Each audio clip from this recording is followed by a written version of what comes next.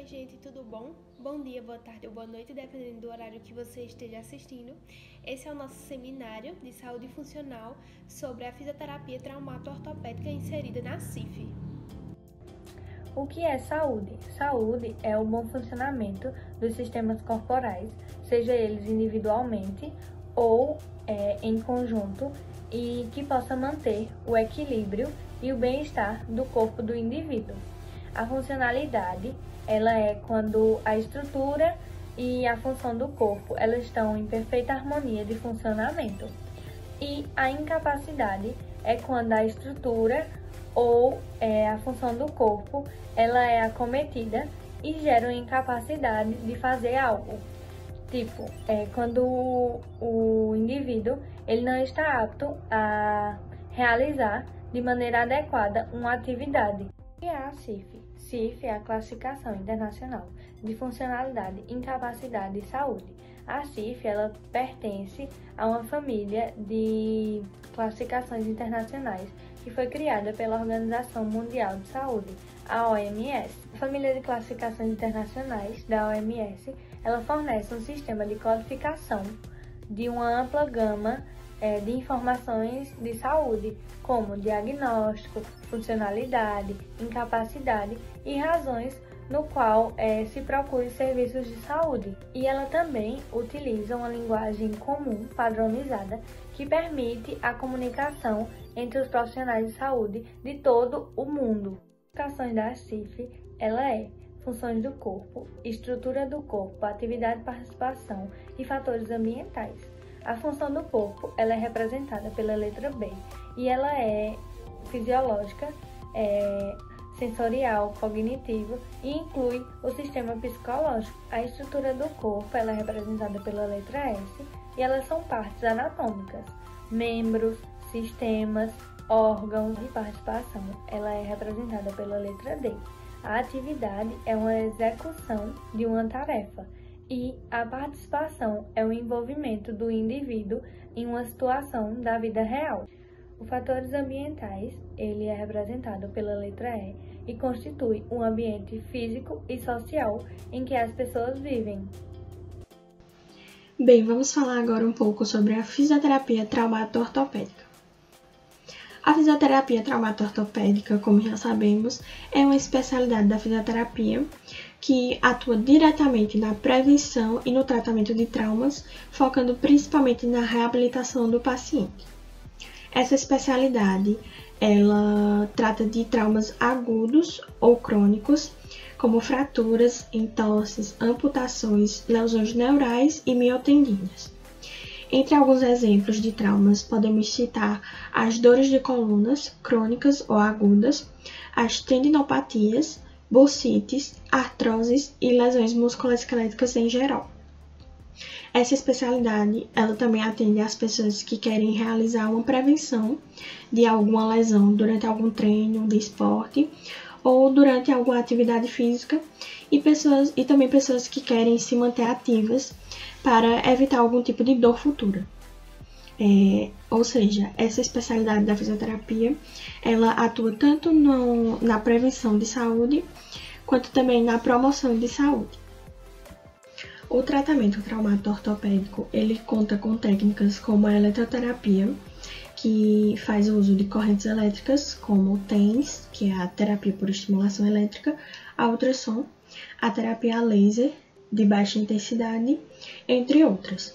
E essa eletroterapia, ela serve para alcançar o efeito de analgesia, relaxamento, fortalecimento do músculo e também a diminuição de dores. Uma outra técnica utilizada no tratamento é a crioterapia. A crioterapia, ela consiste na aplicação de frio no local com o objetivo de tratar inflamações e dores no corpo.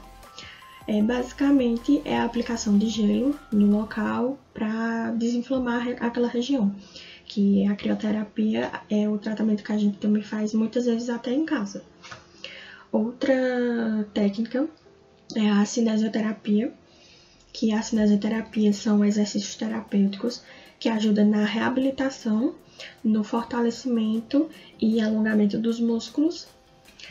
E, por último, a gente tem a terapia manual, que ela consiste em um conjunto de técnicas manuais, que são feitas com a mão, que conta com a mobilização e a manipulação articular nos tecidos moles. E essa terapia, ela auxilia na prevenção e no tratamento de dores.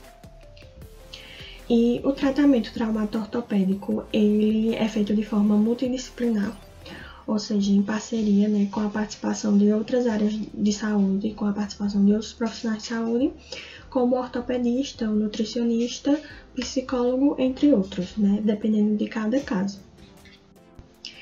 Um tópico que eu achei interessante trazer aqui é a diferença entre a fisioterapia traumato-ortopédica e a ortopedia. Bem, a ortopedia ela é uma especialização da medicina e ela cuida de doenças e deformidades dos ossos, de músculos, ligamentos, articulações e tudo que envolve o aparelho locomotor. A ortopedia ela foca no diagnóstico, no tratamento e na prevenção das doenças. E o profissional, o ortopedista, ele é responsável pela realização de exames médicos, prescrição de medicamentos e a execução de cirurgias. Já a fisioterapia traumato-ortopédica, ela é uma especialidade da fisioterapia e ela atua na prevenção, no tratamento e na reabilitação de distúrbios do sistema musculoesquelético. Uma das maiores diferenças, o que mais diferencia as duas áreas, é que a ortopedia ela realiza o diagnóstico e também faz a prescrição de medicamentos, coisa que o fisioterapeuta não pode fazer, que é a prescrição de medicamentos. E vale ressaltar que, na verdade, os dois eles atuam em conjunto, né? A ortopedia é complementada pela fisioterapia, e aí isso faz com que ofereça um tratamento mais completo ao paciente. Então, agora eu vou apresentar um pouco sobre o caso clínico que iremos usar como exemplo nesse seminário. Nós pegamos um caso clínico do lutador Anderson Silva. Ele é um lutador profissional de UFC. Hoje ele tem 46 anos, mas na época que sofreu a fratura que nós vamos discutir nesse trabalho, ele tinha 39 anos. E a ocupação, como eu já falei, ele é lutador profissional de UFC, que no caso é um esporte de luta. Então, agora eu vou começar a apresentação do caso em si e eu vou seguir os tópicos da ficha de avaliação. Começando pelo HDA, que é a história de adoecimento. Anderson Silva, como eu falei anteriormente, ele é um lutador profissional de UFC e em uma das suas lutas, que não foi aqui no Brasil, ele foi chutar o seu adversário e nesse chute ele sofreu uma fratura exposta da tíbia e da fíbula na perna esquerda. Imediatamente ele foi socorrido lá no octógono e foi levado ao hospital lá em Las Vegas, que a luta, como eu falei, não era aqui no Brasil. E quando chegou no hospital, ele realizou uma cirurgia para reparar a fratura da tíbia e a fratura da fíbula não precisou ser reparada. Ela apenas foi estabilizada para que houvesse esse tratamento dessa fratura. Então, continuando, falando um pouco sobre a HDP, que é a história da doença progressa.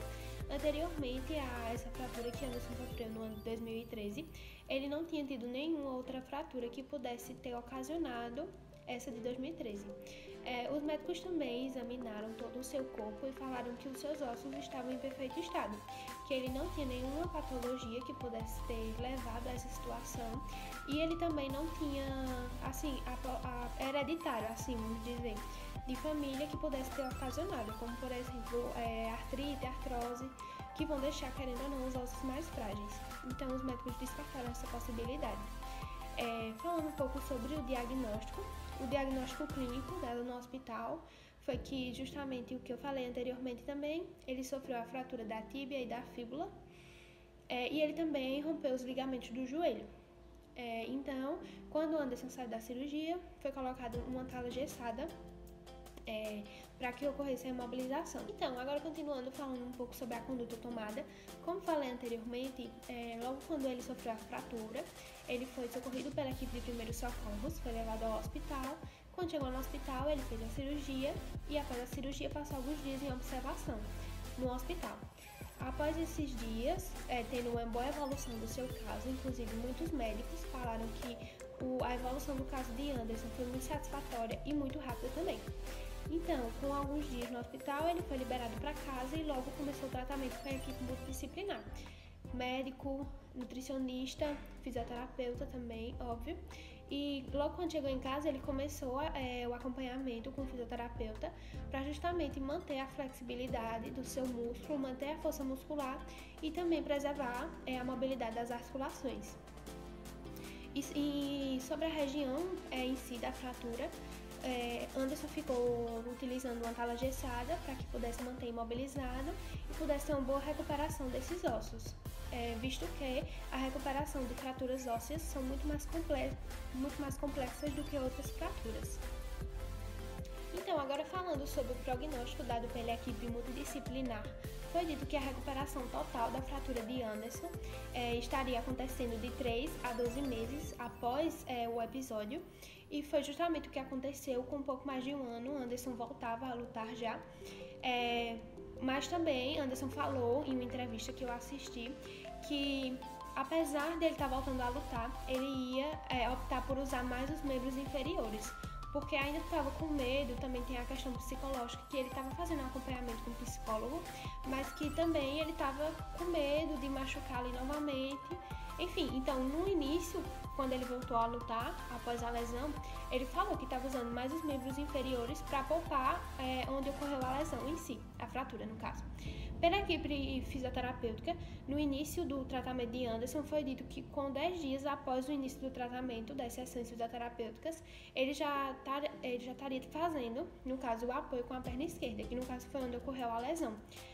Então, a partir daí a gente vê, e também os médicos falaram em entrevistas, não só os médicos que estavam acompanhando o caso de Anderson ali presencialmente de perto, mas também os médicos de fora que ficaram sabendo, falaram que a recuperação de Anderson foi muito boa e eficaz, porque em um curto período de tempo ele já estava ali bem melhor e conseguindo voltar a lutar, né? Então, vale salientar também que, apesar de Anderson ser um atleta e dele ter sofrido sua lesão praticando o esporte, a especialidade fisioterapêutica que iniciou o acompanhamento a Anderson foi a fisioterapia traumato-ortopédica, visto que, apesar de ter sido praticando o esporte, o trauma que ele sofreu, a lesão que ele sofreu foi um trauma, no caso. Então, foi tratado inicialmente pela fisioterapia traumato-ortopédica com o objetivo de devolver para Anderson suas atividades diárias, como se levantar, andar, coisa que ele não estava conseguindo fazer pelo fato de ter ocorrido a fratura, né? E a fisioterapia desportiva, ela foi introduzida logo após a evolução do caso de Anderson. Quando começou a evoluir, ele já estava começando a andar, foi que foi introduzida a fisioterapia desportiva para devolver a ele a vida de atleta que ele tinha, no caso, né? Que ele passou mais de um ano parado. Então a fisioterapia desportiva, ela trouxe justamente para Anderson os seus objetivos principais, que no caso é tornar mais satisfatório o rendimento do atleta e para que ele possa, no caso, praticar suas atividades físicas com mais excelência. E que foi o que Anderson precisou, porque ele passou muito tempo parado, sem treinar. Então a fisioterapia esportiva veio justamente para auxiliá-lo nessa volta ao octógono. Bom, eu vou falar de como a CIF ela vai conseguir ajudar e auxiliar o fisioterapeuta no caso do traumato. A CIF ela vai conseguir trazer bem explicativo as funções e estruturas corporais, além dos fatores que influenciam ou vão influenciar na realização do tratamento do paciente.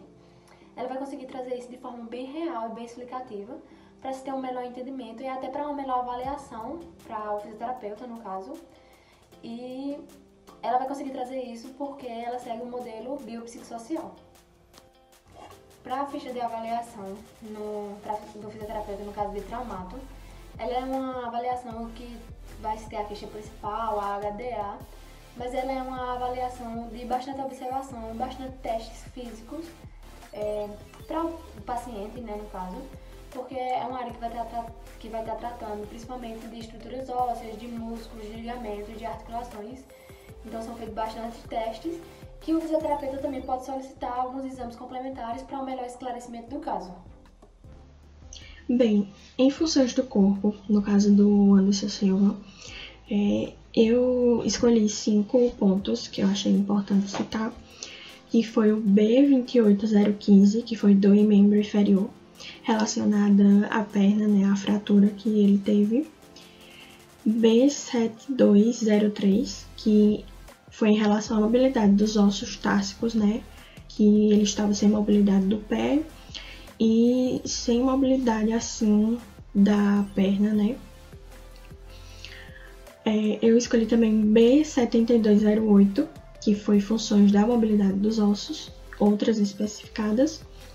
B7301, que foi a força dos músculos de um membro, que no caso esse membro é a perna. E B770, que é funções relacionadas com o padrão de marcha, que se a gente observar bem, o que mais afetou, né, as funções mais afetadas no caso do Anderson Silva, foram justamente a função da marcha, que ele não tinha tanta liberdade no caminhar, né? Então, agora falando um pouco sobre o componente estruturas do corpo, que vão classificar justamente as estruturas corporais que foram comprometidas, no caso de Anderson Silva. A primeira que eu separei aqui foram S770, estruturas musculoesqueléticas adicionais relacionadas com o movimento, que essa foi prejudicada em Anderson. Por quê? Quando um paciente ele sofre a lesão, ele tem tendência a ficar sem fazer o mínimo de movimento para não ocasionar uma nova lesão ou não magoar aquela lesão que já foi ocasionada.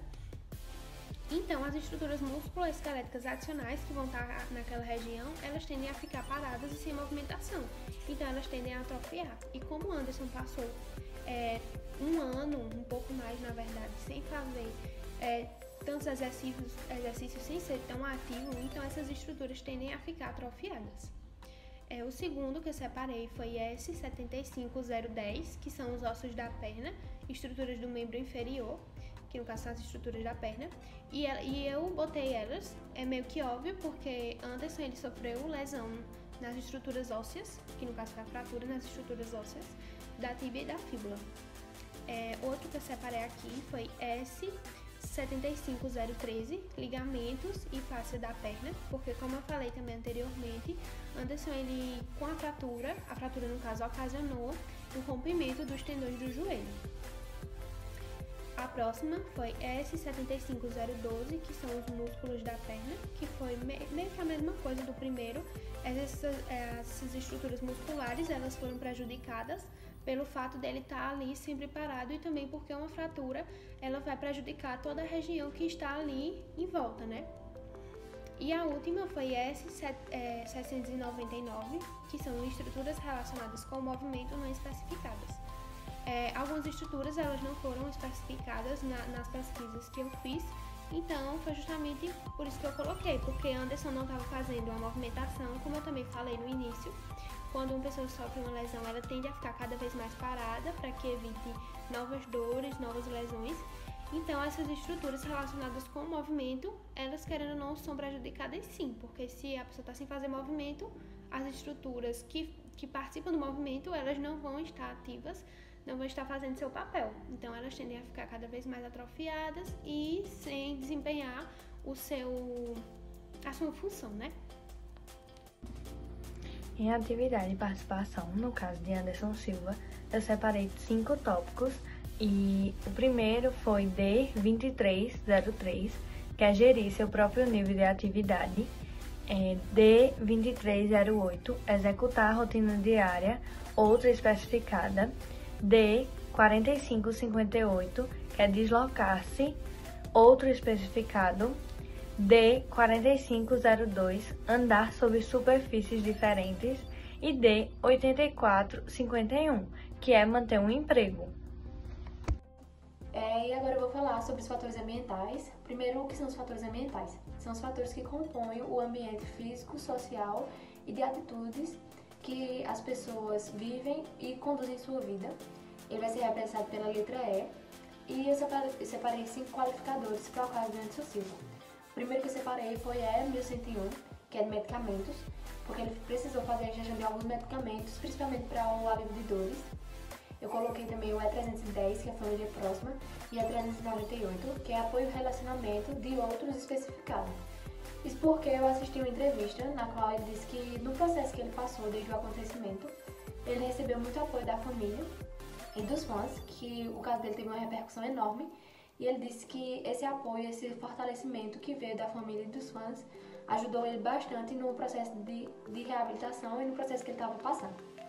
E aí eu coloquei 355, que é profissionais de saúde, e 360, que são outros profissionais.